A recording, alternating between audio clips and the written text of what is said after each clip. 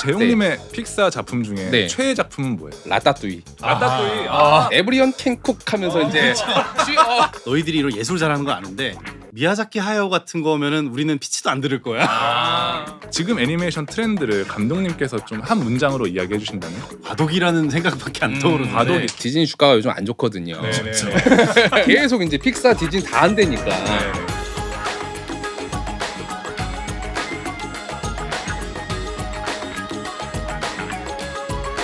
소비문화이면의 경제 이야기 비주류 경제 호스트를 맡은 저는 토스 김창선이고요. 저는 재무덕후 이재용입니다. 이번 주 비주류 경제학 주제는 바로 미국 애니메이션인데요. 게스트로 에리고 감독님 모셨습니다. 어서 오세요. 반갑습니다. 반갑습니다. 아니, 감독님은 그 애니메이션 좀 안다 싶은 사람들한테선 절대 모를 수 없는 그런 분이라고 들었어요. 한국 최초로 오스카에 간 애니메이션 감독님 맞나요? 그렇죠. 네. 오페라라는 작품으로 이제 단편 애니메이션 후보에 오르셨는데 이 과정이 저는 좀 궁금하더라고요. 출품부터 시상식 당일까지 어떤 이야기가 있는지. 그쵸. 그게 뭐 실사 영화도 마찬가지지만 이제 봉준호 감독님께서도 기생충으로 한 4년 전인가 네. 올랐었잖아요. 근데 그게 결국 과정이 마치 영화 월드컵 같아요. 월드컵. 그래서 아카데미에서 지정한 영화제에서 수상을 한 작품만 심사라도 볼 기회가 생기는 거예요. 뭔가 공식 영화제들이 맞죠. 지역마다 있나 보네 전 세계. 우리나라에서 예를 들어서 뭐 부국이라던가 네. 뭐 그런 영화제에서 수상을 해야지 네. 봐주기라도 할게 이렇게 되는 거죠. 지역 예선 일단 뭐 진선미는 하고 와. 네. 약간 이런 골목대장을 해. 그런 거죠. 네. 그런 걸 보고 나서 거기서부터는 아카데미 회원들이 직접 심사를 해요. 근데 네. 회원이 국제적으로 한 10,000명 정도 되는데 어. 근데 이제 그 안에서 이제 처음 한 탑 10 정도를 이제 부서별로 뽑는데 근데 그게 엄청 치열한 거죠. 예, 근데 그런 식으로 해서 여러 가지 단계를 거쳐서 네. 후보까지 오르게 된 거죠. 그러면 그 시상식 당일에, 그러니까 시상식이 열렸던 그날의 이야기도 좀 듣고 싶어요. 가자마자 사실 윤여정 선생님을 뵀죠. 아, 예, 그래요? 예, 오. 너무 신기하게 딱 계시는 거예요. 근데 이제 어디 인터뷰를 하고 계시고 네. 눈이 마주쳤어요. 네. 한국 사람인 걸 서로 체크랑 한 거예요. 네. 네. 그러고 거기에 모든 후보들이 다 모여 있는 곳이 있었는데 미나리 팀 있더라고요. 네. 스티븐 연도 있었고 한예리 배우님도 계셨고 저도 바로 옆에 있다 보니까 인사를 드렸는데 윤정 선생님이 너무 놀라시면서 그러니까 한국 작품이 있다는 거를 모르시는 거예요. 네. 그래서 배우면서 나는 또 무슨 일본 사람인가 중국 사람 그 그치. 특유의 말투로 네. 그래서 너무 응원을 해주시는 거예요. 뭐 그냥 계속 꿈꾸는 것 같았고. 예. 그러고 나서 이제 나 이제 수상자로 또 와야지 이런 마음 없으셨어요? 이제 안 타고 나니까 이제 와야 되겠네. 또 와야지 어쩌면 내가. 인생 멀고 그쵸. 이게 안 탄 게 맞다. 아직 갈 길이. 아직 갈 길 남겨둬야 되는. 솔직히 수상할 거라 예상 하셨을 거 아니에요. 이게 기대하셨을 거 아니에요. 했을 수밖에 없는 그렇죠. 게 기대해야지. If Anything Happens I Love You인가 그 작품이 결국 수상을 했거든요. 네네. 그거랑 아니면 오페라다라고 계속 얘기를 했어요. 나름 얘기가 나와. 나름 얘기가 진짜로 나왔어요. 그러네. 50%였네. 50%. 이렇게 이야기를 들어보니까 이 오페라라는 작품이 더 궁금해지는데 이게 어떤 작품인지 좀 소개를 해주세요. 오페라는 간단하게 정의를 내릴 수 있을 것 같은데 형식을 좀 파괴했어요. 그래서 이게 내러티브의 어떤 서사에 따르는 전형적인 애니메이션이 아니라 네. 어쩌면 영화보다는 움직이는 그림에 가까운 그림을 감상한다는 게 그렇잖아요. 이거를 그냥 2시간이고 3시간이고 하루 종일 볼 수도 있는 게 그림인 거잖아요. 그런 형식의 작품이에요. 애니메이션이지만. 제목은 왜 오페라예요? 오페라인 네. 이유가 오페라의 어원이 이제 노동, 계급, 구조 이런 것들을 갖고 있고 또 하나는 오페라라는 얘기를 들었을 때 내용이 예상이 안 됐으면 좋겠었어요. 너무 뻔하게 푸는 거는 진짜 오페라가 좀 나올 그러니까. 거라 기대해요. 네, 맞아요. 재용님 네. 보셨잖아요. 오페라 작품 네. 어떠셨어요? 이게 되게 이 세계를 되게 객관적으로 바라보는 작품 같다라는 느낌이 들었어요. 왜냐하면 우리가 이 세계에 속해 있다 보니까 이 세상을 어떻게 보면 객관적으로 바라보기가 되게 어려운데 이거는 어떻게 보면 이 세계를 압축해서 요 안에 이렇게 딱 우겨 넣어서 그치 이게 좀 우울해 보이지만 이게 현실일 수도 있고 또 그 안에 또 이제 기대할 만한 점도 있고 인생과 이 세계를 바라볼 수 있는 작품인 것 같다라는 점에서 저는 되게 좋았습니다. 네. 감사합니다. 아니 저도 이제 거기서 제 눈길이 갔던 게 똥이 어디로 향하고 있는지 그거를 정확히 보셨어요. 그러니까 그거를 너무 궁금한 거예요. 네, 똥이 이렇게 내려가 계속 내려가. 두 번 세 번 보게 되더라고요. 사실 그게 잘 따라가다 보면 그걸 그게 정말 그 부조리 안 보신 분들 너무 궁금할 것 같아. 얄팍한 작품이 아닙니다. 똥으로 귀결되는. 사실 그 에리고 감독님한테 특별히 궁금했던 게 있는데 네. 소속사가 바나라고 들었어요. 네, 네, 네, 네. 바나라고 하면 저도 이제 빈지노, 250 같은 저는 힙합 레이블이라고 생각했는데 어떻게 여기에 속하게 되신 거예요? 지금 이제 바나의 대표님이랑 되게 오래 알았어요. 아, 예, 생각한 게 너무 비슷한 거예요. 아. 저희들이 지향하는 거, 네. 닫고자 하는 거. 그러니까 저도 결국에는 애니메이션을 중심으로 이야기를 뻗어 나가지만 보이지 않는 벽을 계속 허무는 작업을 하고 싶었고 그러다가 보니까 어느 순간에 딱 이제 바나를 설립하던 당시에 함께 하시지요 이렇게 된 거예요. 그리고 사실 250 형님도 정말 그 형님이라 좀 찐 예술가거든요. 아. 사실 제일 처음에 초창기에 바나 들어갔을 때부터 가장 가깝게 어울리면서 소통하던 친구 같은 사람이었어요. 네네. 그래도 이번에 정말 각 잡고 그래도 한번 협업을 하게 된 게 이번 제가 이제 전시 준비를 크게 하고 있어요. 네. 근데 거기에 이제 총 음악 감독으로 오시게 됐거든요. 250님이요? 예, 오. 맞습니다. 네. 다음 주에 하게 됐는데 다음 주에요? 다음 주입니다. 어디 제주도요? 제주도입니다. 제주도 어디예요? 제주도의 애월 쪽인데 애월. 이제 새롭게 탄생하는 어떤 저 문화 공간이 있어요. 이번에 오픈하게 오픈하게 되는. 거기에 이제 다시 250 형님 얘기로 돌아가자면 원래는 신작 몇 개만 곡을 써주시기로 했는데 네네네. 약간 낚인 거예요 그 네. 형님도. 일이 커져버렸다. 걸렸다. 잠깐 갔는데. 해주는 걸로 네. 했는데 앨범을 만들게 돼. 아. 네, 그래서 그것도 사실 이 전시를 이제 오시게 되면 관람 포인트지 않을까. 예. 신선한 조합인 것 같습니다. 그러니까 맞다. 나도 5월에 가는구나 제주도. 한번 가야겠다. 네. 제주도 저는 이미 기념비. 끊어놨어요. 저는 이미. 맞네. 거기 가면 그러네요. 되겠구나. 가시면 돼요. 알겠습니다. 네, 가겠습니다.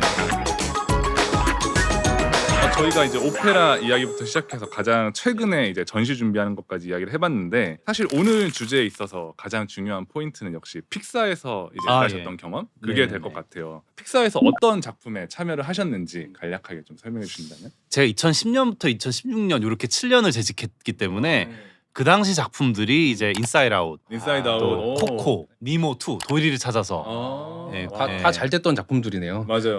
그렇죠. 근데 궁금한 게 어떻게 픽사에 들어가시게 된 거예요? 그래도 아무리 픽사도 결국 회사잖아요. 네. 어느 회사나 그렇듯 들어오는 방법은 인턴부터 시작하거나 네. 능력자가 되어 스카우트 되어서. 당하거나 한데 저는 이 전자였던 거죠. 그 인턴 되는 것도 네. 되게 힘들지 않아요? 그거 힘들긴 하죠. 어떻게 이력서 그거 내면 인턴. 되는 건 아니잖아요. 그렇진 않아요. 예, 예. 저는 조금 특이 케이스긴 해요. 돌이켜보면 참 운이 좋았다 싶었는데 전 작품을 계속 만들었어요. 단편 애니메이션을 한 정말 서너 작품을 혼자 만든 거예요. 학생 당시에. 근데 저는 그 작품을 잘 만들려고 많이 애썼어요. 그래서 요 안에 정말 내가 떳떳한 작품 만들자라는 거를 위에서 밤낮을 세워가며 만들었던 작품 모음집을 픽사해 낸 거예요. 포트폴리오. 예. 근데 보통 그거는 사실 특수한 케이스예요. 네. 보통은 세분화된 부서들이 있기 때문에 스토리, 디자인, 그쵸. 애니메이션 좁은 영역의 스페셜리스트를 찾고 그렇죠. 있는데 네. 뭔가 제너럴한 감독의 영역을 자꾸 들이댔으니까. 네. 그래서 저는 그러니까. 애니메이션이랑 스토리 쓰는 것도 재밌으니까 둘 다 넣었어요. 어. 근데 스토리는 잘리고 어. 애니메이션 쪽에서 제가 하이어가 된 거예요. 네. 그렇게 결정된 거예요? 된 거죠. 근데 나중에 듣고 보니까 다 이제 친구 돼서 보니까 네. 니 건 너무 추상적이었어. 그러니까 그렇게 이제 시작됐습니다. 어. 네. 아까 뭐 재직하시면서 뭐 몬스터 대학교 인사이드 아웃 같은 이제 작품들에 참여하셨다고 말씀해 주셨는데 그 중에서 뭐 특정한 캐릭터, 특정한 장면 이런 거 내가 작업했다 좀 소개해 주실 만한 게 있을까요? 너무 많은 것들이 스쳐 지나가지만 네. 아까 말씀드린 인사이드 아웃이란 네. 작품에서 네. 기쁨이랑 네. 슬픔이 네. 얘네들이 이제 꿈속에서 라일리라는 여자의 네. 꿈속에서 얘를 깨워야 되는 장면이 있어요. 네네네. 강아지 탈 쓰고 네네. 생쇼를 하면서 그 씬을 연출하라는 미션이 온 거예요. 그랬었어요.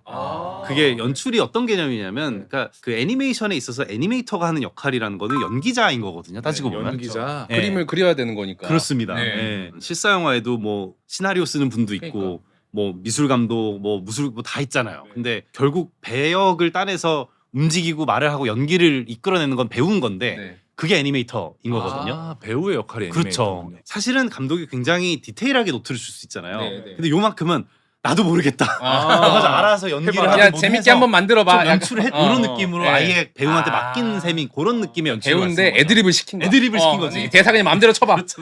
그게 사실은 굉장한 트러스트가 있지 않으면 그쵸. 안 되는 작업인 그쵸, 거잖아요. 그쵸. 왜냐면 예, 이게 그럼요. 한두 시간 걸리는 일이 아니니까. 아니니까 네. 그런 게 또 기억이 남네요. 저는 이제 하신 작업 보면서 그 도리를 찾아서에 나오는 문어, 행크. 네네. 그 행크가 진짜 저도 눈길이 많이 가더라고요. 네네네. 근데 이제 이게 문어잖아요. 네. 그러니까 연체 동물에다가 다리도 7개 바뀌고 막 네. 그런 보호색도 바뀌어야 되는 거면 네. 진짜 어려웠을 것 같다는 생각이 들었는데 맞아요. 어떠셨어요?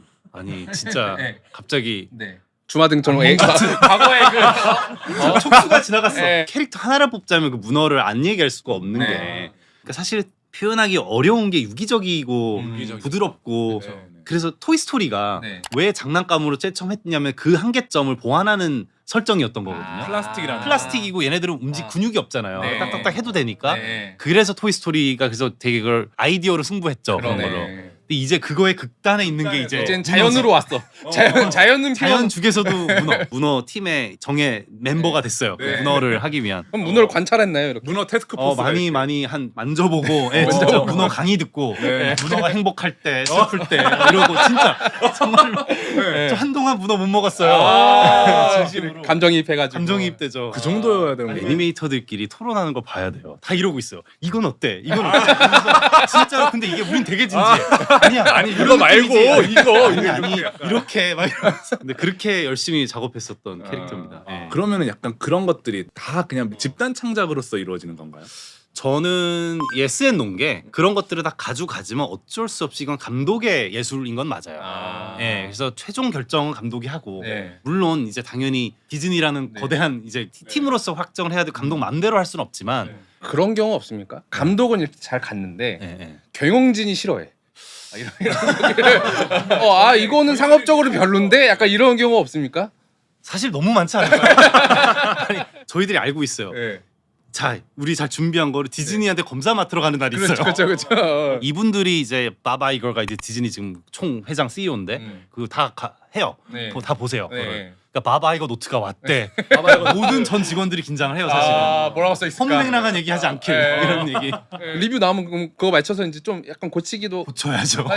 회사니까. 회사니까. 네. 아니 그래도 네. 픽사만큼은 그런 창작이나 이런 거에 있어서 좀 자유를 많이 보장해주지 않나요? 저는 상대적으로 그거는 맞다고 생각이 들어요. 예, 실제로 그래서 아무리 디즈니가 이렇게 해도 그 팽팽한 그런 게 있는 거고. 나름 이제 제작팀이 네. 목소리를 낼 수 그렇죠, 있는 회사다. 그렇죠. 재용님의 픽사 작품 중에 네. 최애 작품은 뭐예요? 최애 작품은 뭐 여러 개가 생각이 나는데 그 중에서 좀 더 옛날로 가보면 라따뚜이. 라따뚜이. 맞아 라따뚜이. 네네네. 네, 라따뚜이가 딱 그 메시지가 있어요. Everyone can cook 하면서 이제 쥐도 요리할 수 있어. 이게 거의 메인 테마잖아요. 그게 계속 머리 남아요. 네. 맞아. 그 픽사의 가장 큰 특징이 메시지를 한 줄로 녹여서 그거를 어떻게 보면 그쵸. 기승전결로 딱 사람의 머릿속에 마음속에 이렇게 심어주거든요. 맞아. 그게 되게 좋은 것 같아요. 픽사 작품 항상 그 평가가 따르는 것 같아요. 그러니까 아이랑 같이 보러 가면 아이보다 어른이 더 감동받고 감명받고 나온다. 그러니까 저도 막 엘리멘탈 보면서 막 눈물 약간 막 마지막에 막 그 찜긋하는데 우리 애는 옆에서 물은 어디 갔어? 약간 징발하는 걸 모르니까. 그렇지. 근데 이제 참 이게 방금 말씀하셨다시피 모든 관객을 다 잡는다는 게 정말 어려운 일이거든요. 네네. 아이들도 보면서 지루해하지 않고 어른들이 보기에도 유치하지 않고 그거를 둘 중에 하나는 거 차라리 쉬워요. 네. 예를 들어서 성인물을 대학물을 쓰는데 거기에 성적인 거 얘기하면 안 돼. 네. 그게 사실 생각해 보면 그러네요. 발목 다 묶어놓고 이 얘기를 어떻게 하고 그래도 성숙한 얘기를 해봐. 거의 그 수준인 거예요. 그러니까 이야기만 들어보면 그게 어떻게 달성 가능하지라는 생각이 벌써 드는데 픽사는 항상 그걸 달성했던 것 같아요. 그렇죠. 어떤 기업에게도 라이프 사이클이 있다라고 사람도 그렇지만 기업도 라이프 사이클이 있거든요. 딱 그 꼭지점 막 그 제일 힘이 넘쳤던 뭔가 네. 20대 뭐 맞아, 초중반 맞아요. 뭔가 힘이 네. 넘쳤던 그 시기가 그때쯤이 아니었나. 맞아요. 어쨌든 최전성기 시절이라고 할 그 꼭지점에 감독님이 들어가신 건데 그 후에 이제 실제 경험을 해보시면서 내 예상과 달랐다 아니면 혹은 뭐 좋은 얘기만 있을 수는 없으니까 약간 좀 아쉬운 그런 포인트도 있었을까요? 그게 2010년도인데 2010년. 벌써 14년 전이네요. 네. 네. 그때는 지금 아까 라따뚜이 말씀도 하셨고 그쵸. 그러니까 해 나오는 작품마다 그냥 다 명작이었으니까 그 후부터는 약간 좀 아쉬운 구석들이 좀 있네라는 작품들이 나왔었고 네네. 근데 제가 제작했던 참여했던 작품들에서도 전 그걸 느꼈는데 네네. 그건 내가 참여해서 그런가 아니면 뭔가 이게 전반적인 흐름의 변화인가 이걸 저도 이제 그 안에 있었기 때문에 못 그래. 봤던 것도 오히려 나와서 깨닫게 된 것도 지나고 있고, 보니까 네, 내가 진짜 보였던 것도 있고 지금까지 얘기한 좋은 것들은 다 디폴트로 다 좋은 거지만 네. 당연히 여기에도 조직이기 때문에 그 안에서 일어나는 부딪힘들은 당연히 있을 수밖에 없고 약간의 정치도 있을 수밖에 사람 없고 모임이 정치가 있어야지. 없을 수가 없고 예. 코로나도 있었고 넷플릭스를 음. 필두로 된 스트리밍 플랫폼이 네. 이게 개입돼서 이제 영화를 소비하는 문화가 많이 달라진 거에서 온 게 없지 않아 있는 것 같아요. 그러면서 어떻게 됐냐면은 이제 경영하는 사람들도 어디다 돈을 넣어야 될지 약간 방향을 잃은 거예요. 그쵸. 어. 잘하는 뭐 라이징 스타가 있으면 내가 거기다 주겠는데. 이게 새로운 게 좋아 보이죠? 안 되면 어떡해. 그러니까 토이스토리 하자. 그러니까 일단 있는 거 빨리 되는 그림으로 있는 IP 막 하자. 네. 저는 그런 게 아닌가라는 생각이 저는 조심스럽게 들어요. 음. 예. 약간 좀 속편에 좀 비중이 늘어나면서 저는 좀 그런 생각이 들더라고요. 흥행은 속편으로 해서 하고 작품성은 오리지널 작품으로 한다. 약간 이런 투트랙이 안에 있는 거 아닌가?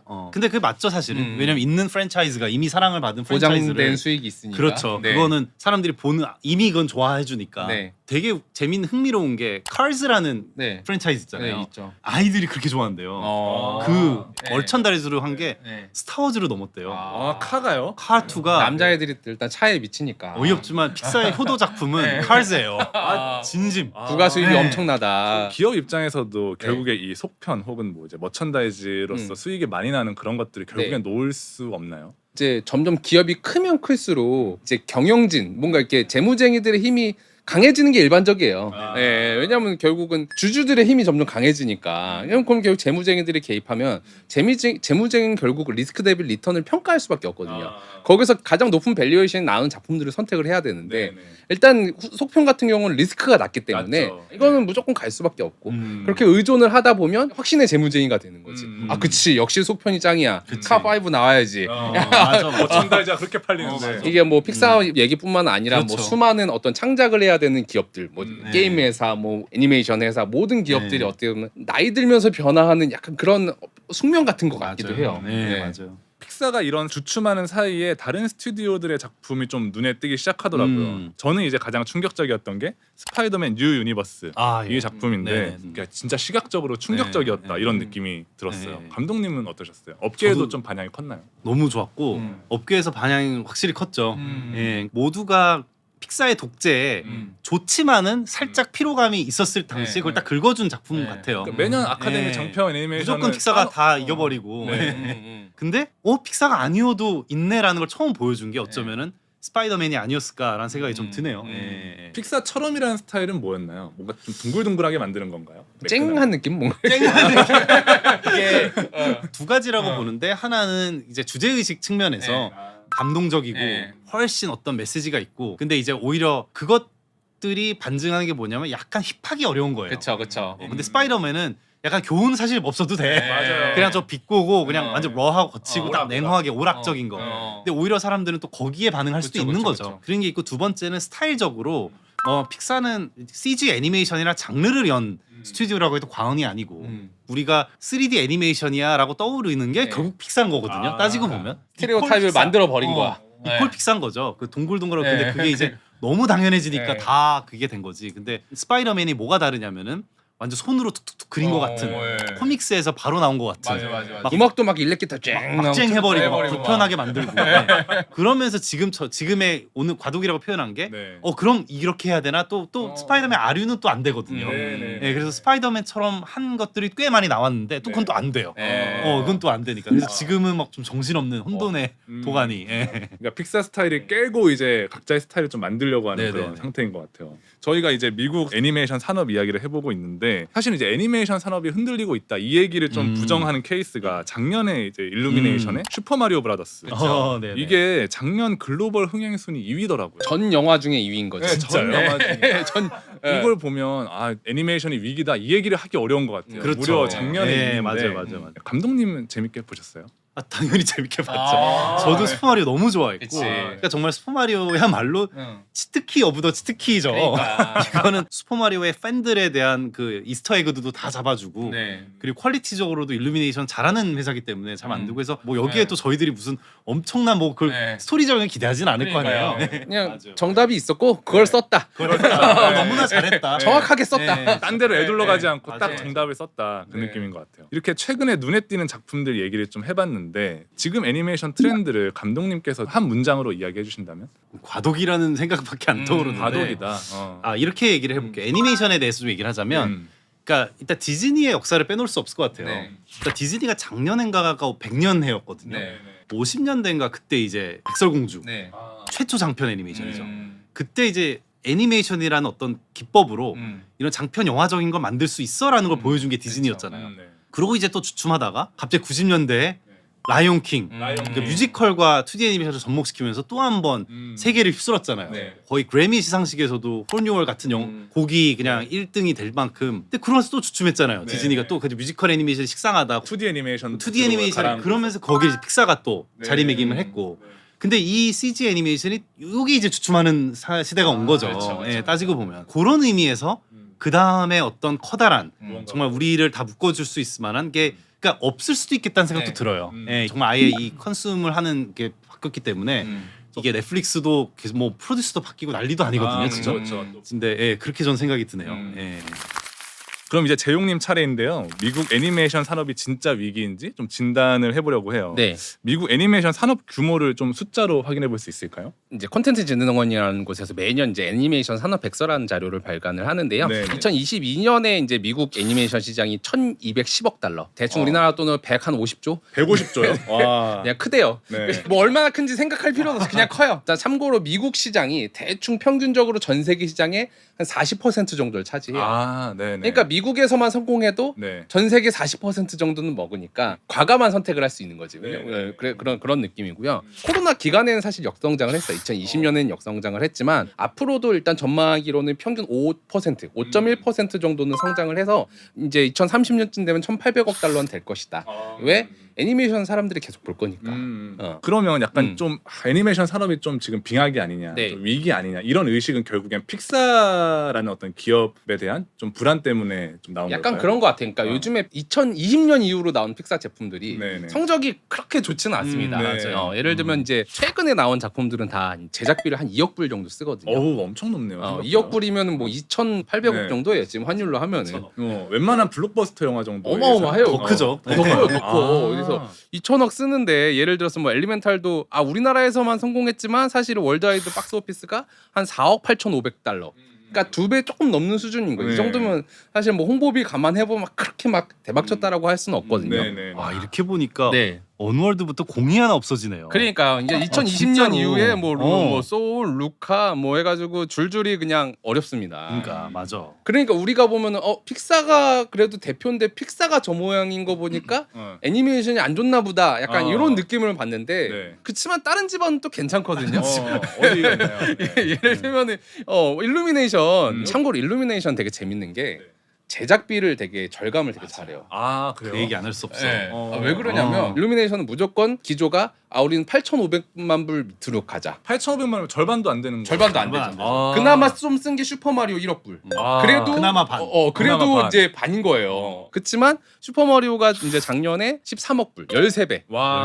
13배. 돈은 엄청 벌어요 일루미네이션이. 그러니까. 보시면 알겠지만. 그나마 잘 안 됐다고 하는 싱2가 이제 4억 400만 불인데 그 제작비가 8,500만 불이었거든요. 뭐 미니언즈는 뭐 나오면 나온 적도 이건 거의 10억 불 가까운 박스 오피스가 나오고 네네. 잘 되고 있고요. 뭐 드림웍스도 사실은 뭐 그렇게 나쁘진 않거든요. 쿵푸 팬더가 한창 나오고 있는데 이미 개봉했죠. 8,500만 불 썼는데 여기도 이미 한 4억 5천만 불. 오, 벌써 그렇게 5억 벌었어요? 불을 넘을 것 같아요. 그런 것처럼 뭔가 다른 데들은 어느 정도 그래도 물론 속편과 검증된 IP이긴 하지만 네네. 나름 이제 1년에 한두 개 정도는 글로벌 박스 오피스 10 안에 다 드는 작품이 한 두어 개쯤은 꾸준히 나오고 있거든요. 그런 거 보면 미국이 위기냐라고 하면은 재무적으로는 아니다.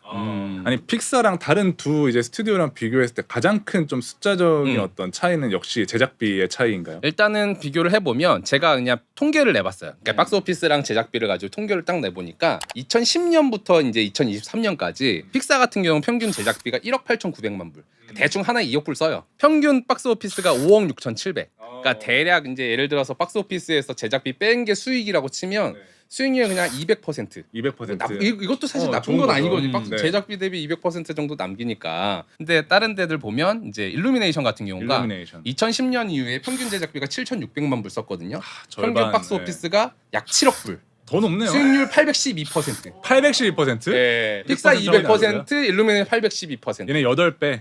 사기다. 아. 여기 진짜 사기고요. 네. 드림웍스 같은 경우도 평균 1억 1,300만 불. 여기도 박스 오피스 한 평균적으로 3억 7천에서 평균 225%. 픽사가 제일 낫네요. 그 셋 중에서. 제일 낮고요. 네. 심지어 뭐 드림웍스나 뭐 픽스나 비슷한 것 같지만 드림웍스는 14년이죠. 2010년에서 2023년까지 픽사가 이제 17개를 냈고요. 네. 일루미네이션이 14개를 냈고요. 네. 드림웍스가 27개. 드림웍스는 되게 많이 내네요. 여긴 진짜 여긴 공장이에요. 다작이야. 공장이에요. 다작이에요. 1년에 한 두세 개씩 그냥 짝짝짝짝 맞아. 내보내면서 네. 그래도 픽사만큼의 수익률을 낸다. 아. 그러니까 다작의 드림웍스, 수익률의 일루미네이션, 네. 그 사이에 돈은 돈대로 쓰는데 수익률은 약간 애매해지고 있는 픽사. 이렇게 하면 세 개를 정리해 볼 수 있을 것 맞아요. 같아요. 아, 그럼 네. 기업적인 관점에서 재훈이 보시기에 일루미네이션도 진짜 압도적이네요. 아, 여기는 진짜 신기한 것 같아요. 제작비를 어떻게 이렇게 아끼죠? 어떻게 해야? 제가 이제 할 말이 많은데 아, 네네네. 그러니까 일루미네이션이 네. 정확하게 네. 저희들이 웃으면서 얘기한 네. 슈퍼마리오가 답인가? 네. 답인가? 스러운 거를 정확하게 알고 있는 굉장히 스마트한 팀이에요. 네네. 그러니까 이들은 너무 진지할 필요 없어. 네. 적당히 가볍고 이거를 그 친구들만의 딱 이걸 딱 룰을 해서 미니언 보면 알잖아요. 아, 네, 미니언 네, 같이 네. 심오하지 않아. 안 심오해. 캐릭터도 막 문어 이런 거 없이. 야, 문어 그리기 힘들잖아. 눈 하지 마. 하나 그리면 되니까. 전 기억이 나는 게 네. 픽사 퇴사 후에 제가 이제 같이 있던 팀이랑 일루미네이션이랑 미팅한 적이 한 번 네, 있었어요. 네. 근데 거기서도 처음부터 너희들이 이런 예술 잘하는 거 아는데 네. 미야자키 하야오 같은 거면은 우리는 피치도 안 들을 거야. 아. 우리는 미니언 만드는 회사야. 네. 우리 그런 전혀 회사 아니다. 우린 상품 만드는 회사다. 어떻게 보면 아. 그런 마인드니까 이게 되는 거예요. 그러네요. 아예 전략과 네. 목표가 이렇게 확실하게 아예. 있네요. 아니, 그러니까 그 픽사는 약간 이렇게 예술가랑 기술자가 이렇게 이끌고 있는 곳이라면 좀 일루미네이션은 마케팅 팀이랑 재무 팀이 이끌고 있는 것 같은 느낌이 좀 거의 들어요. 이제 그 재용님이 이끈다면 네. 여기는 제가 이끌고 이건 안 약간 팔려. 아니 팔려도 돈을 많이 쓰면 의미가 없어. 이 캐릭터 장난감으로 만들 수 있어 없어. 약간 이렇게 되는 그러니까. 거예요. 예. 장난감부터 시작하고 이런 거. 저는 개인적으로 궁금한 게 픽사는 왜 이렇게 돈을 많이 써요? 그게 사람이 많고 예. 얼핏 들었을 때는 사실인지 모르겠으나 네. 거의 반이 그냥 이 캠퍼스 유지하는 데 돌아간다. 아, 이런 복지 인프라와 많이 쓴다. 복지와 그런 것도 있나요? 뭐 애니메이션 약간 프레임으로 얘기하더라고요. 어, 프레임당 뭐 그림을 몇 개 집어넣냐에 따라서 제작비가 달라진다. 어. 픽사가 좀 미세한 움직임에 되게 예민한. 엄청 예민하고 예. 작품을 만든다는 마음, 그러니까 장인 정신들이 다 들어가 있어요. 우리만 아는 건데 고객은 모르는데. 누가 보기엔 불신일 수도 있는데 예. 모르는 것도 할 네. 정도로 우리는 그런 예술 네, 집단이다 네, 이런 네. 프라이드가 있으니까 네. 정말 사실은 재무 쪽에서 볼 때 쓸데없는 돈을 수도 있는 거예요. 정말 프레임에 보이지도 않는 여기에 막 0.5배속으로 돌려봐야 겨우 볼 수 겨우 있는 볼 막 수 이런 거. 근데 그게 참 신기한 게 네. 그게 잘 나갈 땐 자부심이었어요. 아, 그쵸. 그치. 와 픽사는 정말 이런 네. 것까지 신경 쓰는구나. 이제는 네. 야 이걸 굳이 이렇게 네. 되는 거죠. 이게 참 돈 낭비 사람의 아니야, 마음이 저거. 간사한 게 재훈이 보시기에 네. 약간 픽사의 어떤 네. 재무적인 그런 상황을 봤을 때 네. 결국엔 제작비를 좀 줄여야 될까요? 아 제가 볼 때는 이제 디즈니 주가가 요즘 안 좋거든요. 네네네. 아, 같이 안 좋으면 이제 경영진 입김이 강해질 수밖에 없어요. 그리고 또 2020년 이후에 연타석으로 좀 잘 안 되니까. 맞아요. 코로나를 회복을 못하는 거. 심지어 디즈니에서도 위시가 또 안 됐어요. 또 아, 위시도 안 계속 이제 픽사 디즈니 다 안 되니까. 네네. 그러다가 만약에 인사이드 아웃이 오래 됐는데 만약에 잘 되면은 잘 되면. 이제 확신을 가질 것 같아요. 안 되겠다. 안전빵으로 일단 당분간 맞아, 좀 가야겠다. 맞아. 아, 그러니까 속편 중심으로 그렇죠. 좀 가야 된다. 예, 그걸로 이제 매출이 나오면 이제 역시 속편이야. 끄내 카5 끄내. 매년 막 이렇게 속편 경쟁하듯이 아마 한동안 나오게 될 수도 있겠다 이런 생각이 좀 강하게 드네요. 어쨌든 대표하는 좀 새 스튜디오의 재무 혹은 뭐 흥행이나 이런 걸 좀 확인을 해봤는데 네. 재용님이 보시기에 미국 애니메이션 어떤 상황에 있다고 좀 평가를 하시나요? 미국 애니메이션은 결국은 앞으로 재무적으로는 나쁘지 않을 거다. 픽사도 이게 쟁여놓은 게 많거든요. 아, 나름 쌓여놓은 수십 년간 쌓아놓은 IP가 있는데 네. 이거 꺼내면 돼요. 본인 석유가 있어. 안해서 이제, 그렇지 그러니까 우리가 이제 하면 되는 거야. 안 먹고 흑화하면 우리도 돈 벌 수 있거든. 그렇게 몇 년 흐르면 이제 어떤 팬들의 어떤 비판들이 좀 있을 것 같아요. 아 이제 5, 6가 되면 이제 점점 이제 성적이 떨어질 거고 이제 그러면서 이제 소규모 스튜디오에서 나온 오리지널리티 있는 맞아. 작품들이 잘 떠오르면은 네. 다시 또 이제 픽사도 그치 우리가 다시 이제 해야지 약간 이런 역사의 반복적인 일들이 아마 일어나지만 전체적인 산업 규모는 계속 올라갈 거다. 전체적인 산업 규모. 네.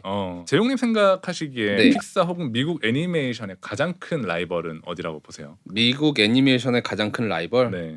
오히려 이제 그런 건 있어요. 그 일본 애니메이션이 네. 제가 아까 TV 시리즈가 강하다고 했잖아요. 네네네. 어떤 기관에서 네. OTT에서 가장 선호한 장르에 대한 설문조사를 했는데 네네. 장르적으로 3위를 한 게 일본 애니메이션이었어요. 미국에서 3위? 미국인들한테 오, 야 네. 너 OTT에서 뭐 좋아해 물어봤는데 나 일본 애니메이션 좋아한다고 한 사람이 한 3위 정도 한 거예요. 네네. 이제 그게 왜냐면 이제 넷플릭스는 사실 극장판을 보기가 좋은 플랫폼은 아니잖아요. 네네. 시리즈물이 되게 그렇지. 오래 많이 팔리기 좋은데 일본 TV 시리즈가 워낙 많아요. 워낙 많고 좀 이게 자극적인 맛도 있고 그러다 보니까 보기가 되게 좋거든요. 근데 그렇게 많이 쌓이고 나면 사람들이 그 TV 시리즈의 캐릭터와 세계관은 친해집니다. 그러면 그 캐릭터들이 극장판이 나왔을 때 소비가 돼요. 우리가 다 그렇게 시작한 거거든. 우리가 슬램덩크 극장판을 왜 봐? 만화책을 봤고 TV 시리즈를 봤기 때문이에요. 그런 것들이 쌓이고 쌓인 미국 내에서도 주술의 전 극장판이 나온다. 원래는 그게 일본에서만 팔렸는데 미국에서도 막 엄청나게 팔릴 가능성 10년, 5년, 10년이 쌓이면 그럴 가능성도 있다. 왜? OTT 때문에. 그러니까 작년에도 얘기했는데 일본 애니메이션의 저력이 여전히 진짜 강력한 것 같아요. 네. 근데 네네네. 감독님이 혹시 일본이랑 좀 협업을 해보신 경험이 있나요? 간략히 해본 적이 있어요. 간단히 해본 적이 있는데 제가 이제 픽사 나오고 나서 첫 작품을 그 작품이 이제 댐키퍼라는 작품인데 포스트 프로덕션을 일본에서 다 했었어요. 그때 이제 도쿄에서는 한두 달 머물면서 네네. 굉장히 벅차면서 거기서 있었어요. 아무리 제가 미국 애니메이션 했었어도 네. 와 그래도 일본 또 어나더 그쵸. 또 다른 일본 세계인데 또 다른 세계인데. 너무너무 존경하는 마음으로 일했던 경험이 있어요. 예. 작업하시면서 좀 어떤 차이가 있던가요? 이거는 정서적인 차이에서부터 말씀을 안 드릴 수가 없을 것 같아요. 정말 미국은 감독도 앉아서 네. 농담 따먹고 일개 아티스트랑 얘기하고 막 이러다가 의논도 하고 하는데 일본은 위계질서가 위계질서. 정말 1인자의 발언권이 엄청나다. 1인자의 발언권이 엄청나고 음. 저는 일단 감독으로 들어가니까 음. 이치로 다 얼어 있는 거예요. 긴장했어. 그냥 감독님이네. 감독상에 오신 거지. 감독상. 게다가 미국에서 네. 제가 그때 되게 신기했던 게 이제 일본 팀을 이제 모은 거예요. 네. 근데 한 분은 좀 나이가 좀 있으신 것 네. 같더라고요. 네. 그래서 첫 작품이 뭐였어요? 물어봤더니 센가치히로라고. 어. 내가 순간 뭐라고요? 내가 그거 보면서 꿈을 키웠는데 그러니까 그게 더 대단한 그 작품. 애니메이션 좀 가르쳐 달라고. 네. 근데 그분은 여기에 장인인 거예요. 아. 그러니까 흥미로운 게 뭐냐면 사실 한국에서도 마찬가지예요. 네. 그러니까 저는 여기서 여기 계신 분들이랑 협업을 하거나 할 때 엄청 끌어내거든요. 네. 같이 얘기를 하고. 근데 네. 처음에는 쭈뼛쭈뼛 하시고 많이 말을 잘 그래도 해요. 못하시고, 예. 근데 이제 일본에서 저는 첫 그런 경험을 했는데 마지막 가서는 이제 한 달 정도 거의 동고동락하면서 만들고 났을 때는 전 거의 우시는 거예요. 그러니까 네. 정말 이런 경험은 처음이었다라는 식으로. 내 얘기를 들어주는. 얘기를 들어주고 이게 문화 얘기인 것 같은 게 그러니까 미국은 어떤 집대성된 함께 나누는 거에서 오는 어떤 그게 계속 이어져 가는 게 중요하다면 일본은 한 명의 천재가 끌어가는 느낌인 거예요. 한 명의 리더가 카리스마 있게 네. 다 닥치고 나 따라와. 그래서 이 사람이 없는 순간 네. 붕괴되거나 그게 가는 게 아닌 시스템인 거죠. 그런 느낌의 차이가 있어서 아까 이 엘레멘탈은 피소니라 한국계 감독도 있었지만 픽사 작품이야라고 하지만 일본은 미야자키 하야오야. 그냥 신가이 마코토야. 감독 네. 이름이 먼저 나오잖아요. 맞아요, 그쵸. 맞아요. 그게 다 보여주는 것 같아요. 네. 재용님 네. 실제로 이제 좀 데이터로 보기에 네. 일본과 미국 애니메이션 네. 둘 중에 어디가 좀 더 잘 나가고 있는지 그런 걸 혹시 확인해 볼 수도 있나요? 사실은 둘 다 잘 나가고요. 일본 잘 나가죠. 애니메이션 시장 요즘 엄청 빨리 크고 있는데 아, 네네. 일본 애니메이션이 이제 2013년에 1조 4,760억 엔이었어요. 1조 엔. 2021년에 2.7조 엔이 되거든요. 근데 성장률도 되게 대단한데 이 성장한 것의 대부분이 해외예요. 아, 그러니까 뭐 그 자국 안에 시장이 TV 애니, 뭐 영화 애니, 비디오, 인터넷 다 있는데 그 성장의 대부분이 해외. 그동안 내수로만 해도 뭐 엄청나게 그러니까. 큰 시장이었는데 해외로 뻗어나가는 속도가 점점 빨라지고 있어서 이게 참 일본 시장에 되게 대단한 부분이다라는 느낌이 들었어요. 아까 이제 감독님이 얘기하셨지만 이제 결국 일본 애니메이션 시장은 하나의 감독, 뭐 네. 신카이 마코토, 미야자키 하야오 1인 명장 체제에 가까운 것 같은데 네. 이런 부분이 향후 일본 애니메이션 산업에 좀 리스키한 부분 아닐까요? 그쵸. 왜냐면은 이제 그 재무적으로 보면은 기대치라는 건 결국 리스크 대비 리턴에 항상 이제 균형으로 이루어지는데 네네. 이제 리스크가 높은 거죠. 일본 애니메이션 사업 같은 경우 특히 극장판으로만 보면은 막 미야자키 하야오, 신카이 마코토처럼 거장이 금방금방 나오는 시스템은 아닌 것 같거든요. 맞아요. 정말 10년에 한 번 나오는 맞아. 느낌이잖아요. 맞아요. 반면에 이제 좀 말씀드린 것처럼 TV 시스템이 워낙 글로벌하게 잘 나가니까 수출이 잘 나가니까 한국 넷플릭스, 미국 넷플릭스, 일본 애니메이션이 항상 탑10 안에 들어있거든요. 그러면 거기서 깔린 어떤 이 IP의 힘을 바탕으로 거장 시스템 중심이 아니라 IP 중심으로 가면 오히려 이제 맞아. 일본 애니메이션에게 성장의 기회도 더 있지 않을까라는 생각도 같이 들기도 해요. 예. 저희가 이렇게 미국, 일본 애니메이션 산업을 두루 이야기를 해봤는데 두 분이 보시기에 이 애니메이션이라는 매체의 미래를 좀 어떻게 그리고 계시는지 사실 굉장히 거대한 질문입니다. 그러니까요. 애니메이션의 미래. 헛웃음이 날 정도로 너무 거대한 질문인데요. 그럼 이 씬 안에 속한 사람으로서 이 과도기적 상황, 무언가가 다가오는데 그게 무엇이 될지 모르는 상황이 기대되시나요? 아니면 걱정되시나요? 저는 어쨌든 그걸 믿는 편인 것 같아요. 오히려 이럴 때 정말 기회가 있고 이럴 때 진짜 혁신이 일어난다라는 생각이 있어서 많은 사람들이 저 포함해서 오히려 자유분방하게 생각을 하는 것 같아요. 오히려 성공 문법이 무너졌기 네, 때문에 네. 그래 그럼 어차피 이래도 망해 저래도 망하면 한번 새로운 시도를 나만 해보자. 믿고 한번 진짜 만들어 보자. 특히 그 애니메이션이 담기는 그런 플랫폼 자체가 점점 더 많아지고 있는 거잖아요. 그쵸. 예전엔 뭐 TV에서만 보거나 극장에서만 보는 거였다면 지금 OTT 뭐 게임에서도 애니메이션의 역할이 중요해지고 그렇죠. 있고 필드도 네. 확장되고 있는 걸 네네네. 좀 느끼시나요? 이게 진짜 다 섞이는 게 맞는 것 같아요. 음. 뭐 좀 과잉해서 얘기하자면 결국 게임 산업으로 다 모이나 이런 생각도 들어요. 아. 게임 보면은 정말 그 안에 미디어 아트, 뭐 정말 음악, 영화, 음악, 인터랙션, 뭐 이게 스토리 다 들어가 있으니까 네네. 그런 의미에서 그 다음 애니메이션이 궁극적으로 나아가야 될 방향 혹은 갔으면 하는 바람을 담은 작품들을 저는 만들고 있는데 사실 연장선으로서 이 전시를 준비하게 된 거예요. 애니메이션이 이렇게도 가능해? 라는 걸 보여주는 전시라고 저는 믿고 있거든요.